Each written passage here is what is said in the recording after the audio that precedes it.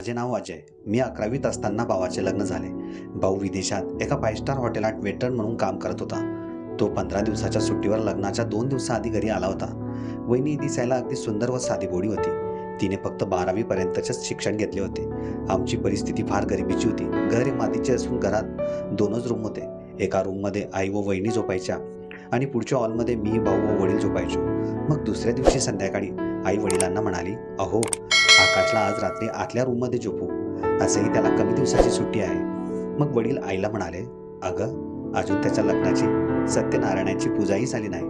मग कसं काय त्याला त्याच्या बायकोसोबत तू झोपवणार?" त्यावर आई म्हणाली, "अहो, मग सकाळीच आपण सत्यनारायणाची पूजा करून टाकू, म्हणजे तो पण मोकळा होईल." मी साईडला बसून अभ्यास करत असताना आई व बाबांच्या गोष्टी ऐकत होतो. लग्नानंतर बायकोसोबत का झोपावं लागतं याचाच विचार मी करत होतो.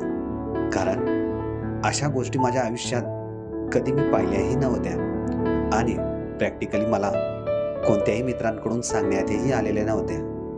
मग दुसऱ्या दिवशी घरात भावाच्या लग्नाच्या सत्यनारायणाची पूजा संपन्न झाली आणि रात्रीला भाऊ आतल्या रूममध्ये वहिनीसोबत झोपला व आम्ही बाहेर झोपलो.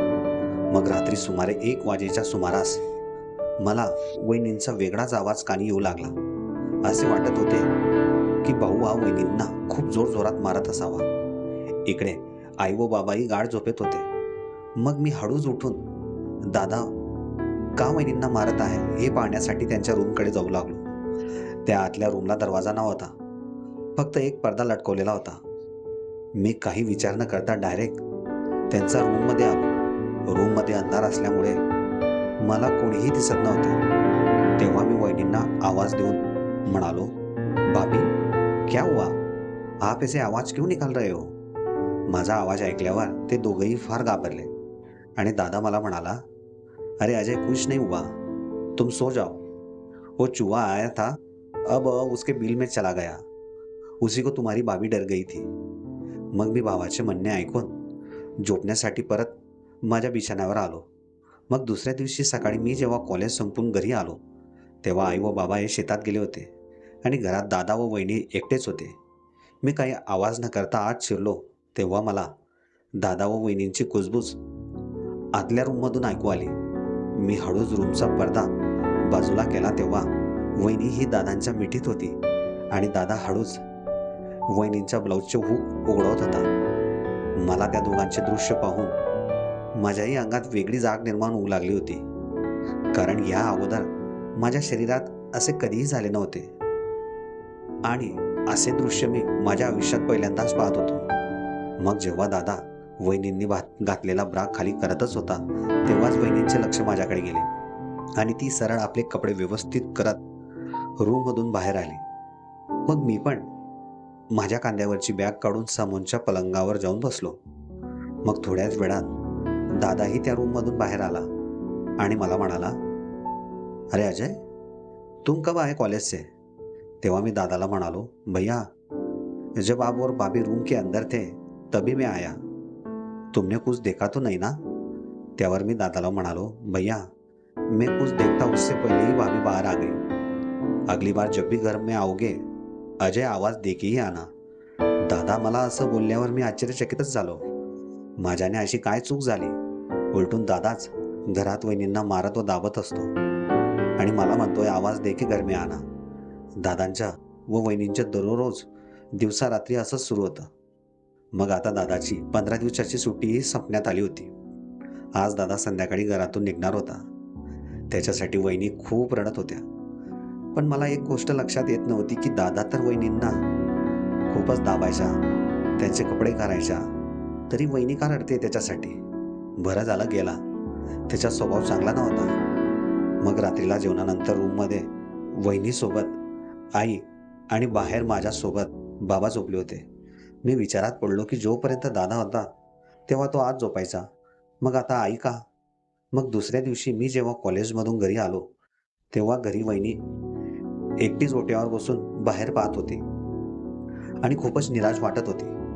मग मी वहिनीला विचारले, "भाभी, आप किसकी राह देख रही हो और आप इतनी उदास क्यों हो?" तेव्हा वहिनी मला म्हणाली, "अजय, मैं तुम्हारे भैया अगली बार कब आएंगे इसलिए यहाँ बैठकर उनकी राह देख रही हूँ। त्यावर मी वहिनींना म्हणालो, मगर भाभी, जो आदमी आपको जबरदस्ती से मारता था और आपके कपड़े तक उतारता था, आपको उसकी याद आ रही है? तेव्हा वहिनी आश्चर्याने माझ्याकडे पाहू लागली आणि मला म्हणाली, तुमने हम दोनों को कब देखा ऐसे करते हुए? अरे भाभी, मैं रोज कॉलेज से आता था तब आप दोनों को ही देखता रहता था। तेव्हा वहिनी मला म्हणाली, अरे तुम्हारे भैया मुझे मारते नहीं थे, बल्कि बहुत प्यार करते हैं। फिर रात को आप चिल्लाती क्यों थी? अरे अजय, अभी तुम बहुत छोटे हो।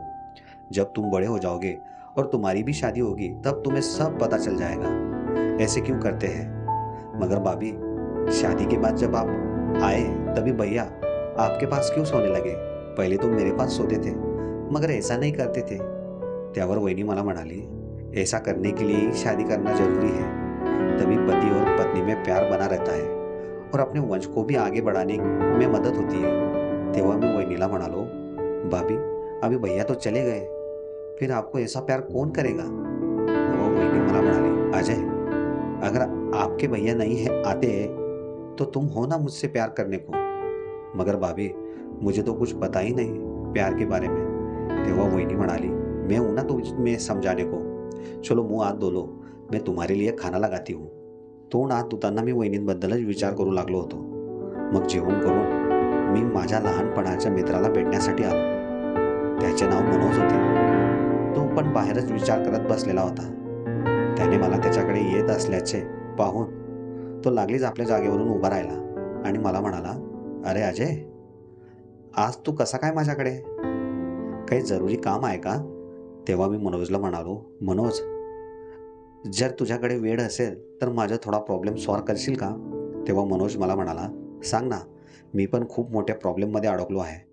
जर माझं प्रॉब्लेम सॉल्व्ह नाही झाला तर माझ्याने तुझं तरी प्रॉब्लेम सॉल्व्ह होईल। सांग, काय झालं? अरे यार, हे प्रेम काय भानगड आहे? माझ्या डोक्यातच घुसत नाही। त्यावर मनोज म्हणाला, अरे यार अजय, खूपच सुंदर शब्द आहे हा प्रेम। जो यात अडकतो तो खूपच नशिबान असतो, कारण ज्याच्या सोबतीला अशी प्रेमळ व्यक्ती असेल ना, तो कोणती गोष्ट करायला सामर्थ्य ठेवतो। पण तुला प्रेम झाले तरी कोणावर? यार, एक सुंदर मुलगी आहे। मी त्याला वहिनींचे नाव मुद्दामून सांगितले नाही।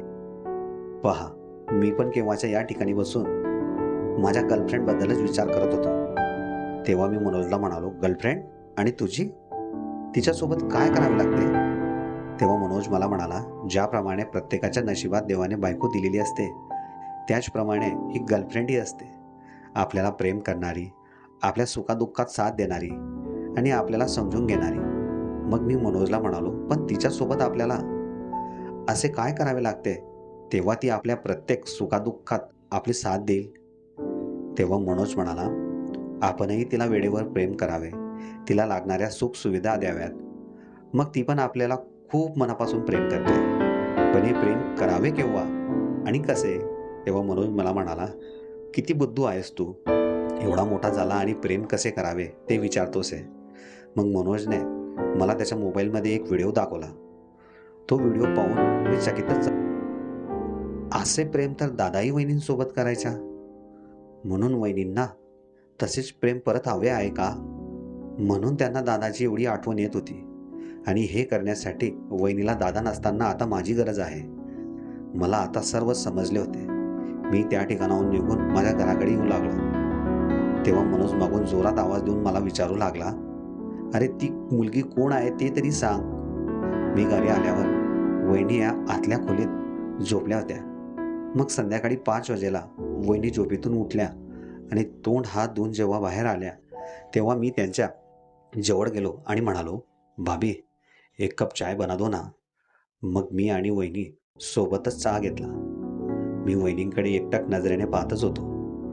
तेव्हा वहिनी मला म्हणाली, अरे अजय, आज तुम मुझे काफी गुरगुर के देख रहे हो, क्या बात है? तेव्हा मी वहिनींना म्हणालो, भाभी, आज आप काफी सुंदर दिख रही हो। तेव्हा वहिनी मला म्हणाली, फिर इतने दिन से मैं तुम्हें सुंदर नहीं दिख रही थी? आज तुमने मुझ में ऐसा क्या देख लिया जो मैं तुमको इतनी सुंदर दिखने लगी?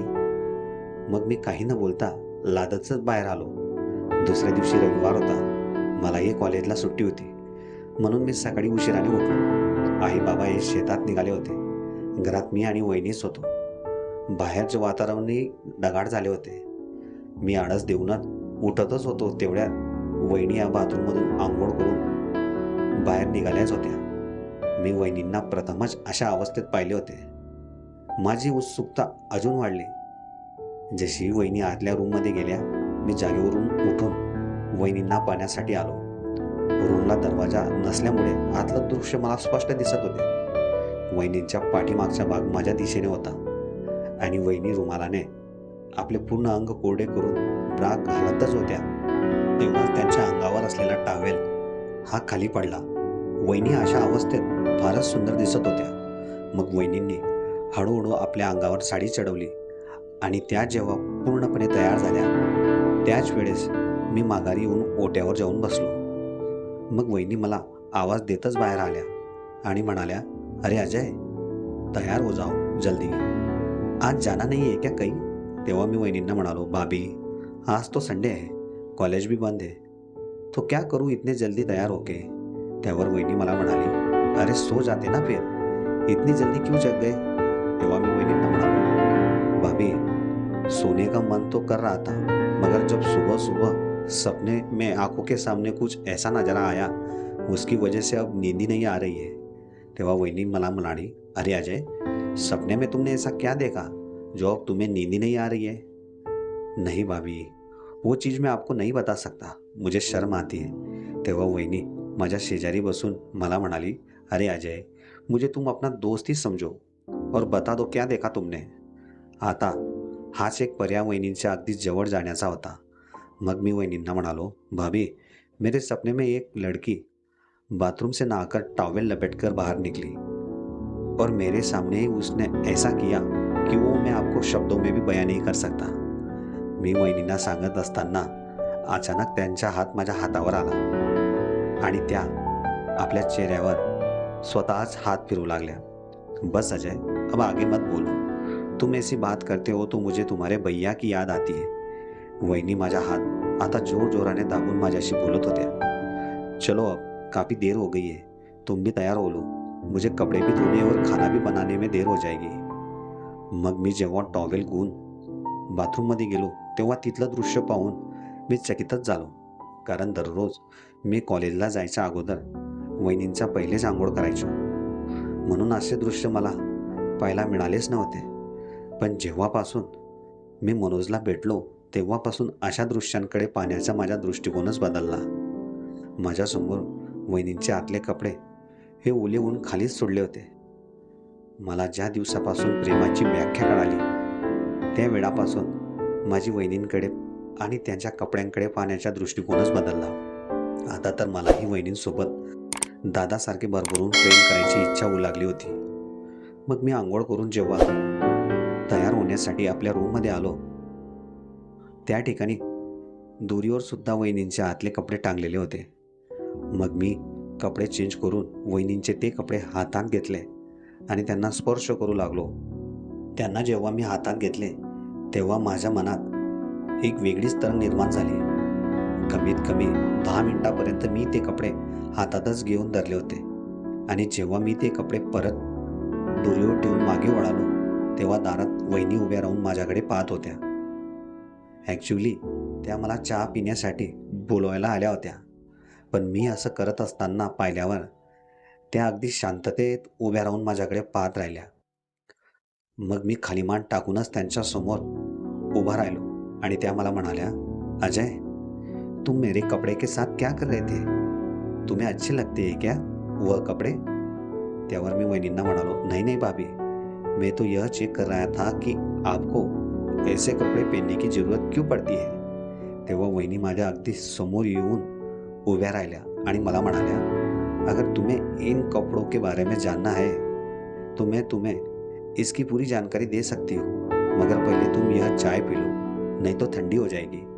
मग वहिनींनी मला गरमागरम चहा आणून दिली आणि त्या माझ्या शेजारीच माझ्या मांडीवर हात ठेवून बसल्या. चहा पित असताना माझ्या पोटात आता गुदगुल्या झाल्यासारखे होऊ लागले होते. माझे लक्ष वहिनींच्या हाताकडे जात होते. वहिनी माझ्या मांडीला हळूहळू त्यांच्या हाताने चिवडू लागल्या होत्या. मग माझे चहा पिऊन झाल्यानंतर मी कप वहिनींच्या हातात दिला आणि वहिनी तो कप ठेवण्यासाठी किचनमध्ये गेल्या. मग मी केसांना तेल लावण्यासाठी आरशासमोर उभाच होतो तेवढ्यात वहिनींनी दाराची कडी लावली आणि मागूनच मला घट्ट मिठीत घेतले. वहिनींनी असं केल्यामुळे मी लागलीच त्यांच्यापासून लांब झालो. मला फारच भीती वाटत होती, कारण ही माझी प्रथमच वेळ होती की कोणत्या तरी स्त्रीच्या मी एवढ्या जवळ आलो होतो. तेव्हा वहिनी मला म्हणाल्या, अजय, मैं तुम्हें मेरे कपड़ों के बारे में जानकारी देने के लिए इतना नज़दीक आई थी, क्योंकि जब से तुमने मुझे तुम्हारे सपने के बारे में बताया तब से मैं पूरी रात सोई नहीं. मैं तुम्हारे भैया के बारे में ही सोचती रही. मेरा नसीब काफ़ी अच्छा है जो तुम मेरे साथ हो बातचीत करने के लिए. नहीं तो अकेले अकेले मैं तो यहाँ पागल हो जाती. वहिनी माझ्याशी बोलत असताना त्या अजून हळूहळू अगदी माझ्या जवळ आल्या आणि माझ्या चेहऱ्यावर हात फिरू लागल्या.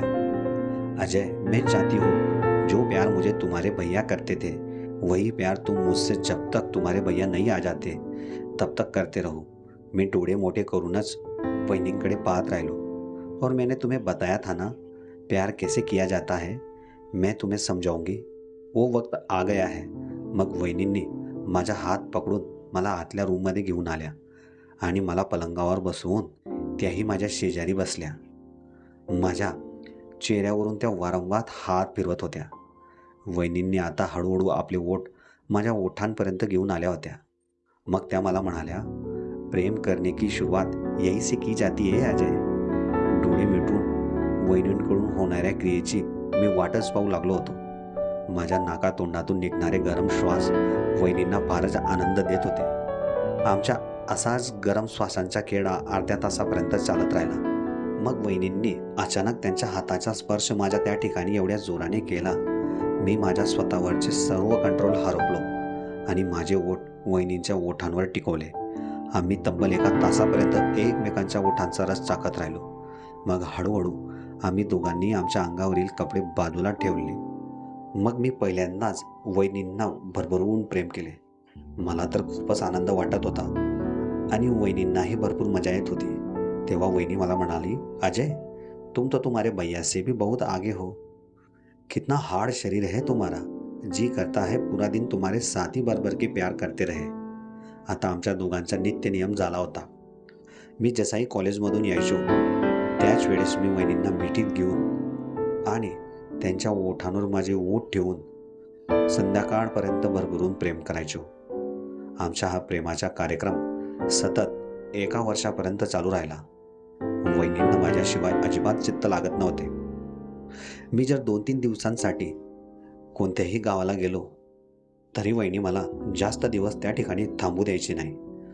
आता घरात दादा नसला तरी वहिनी खूपच आनंदात राहू लागली होती आणि मला प्रेमाबद्दल अधिक माहिती देत होती. अशा प्रकारे लग्नानंतर जरूर मी दादांना वहिनीचा ब्रा खाली करताना पाहिले होते, पण वहिनींना भरभरून आनंद आणि दादा गेल्यानंतर ज्या प्रेमाची वहिनींना अत्यंत आवश्यकता होती ते प्रेम मी वहिनींना पूर्ण देऊन त्यांची ताण भागवली होती.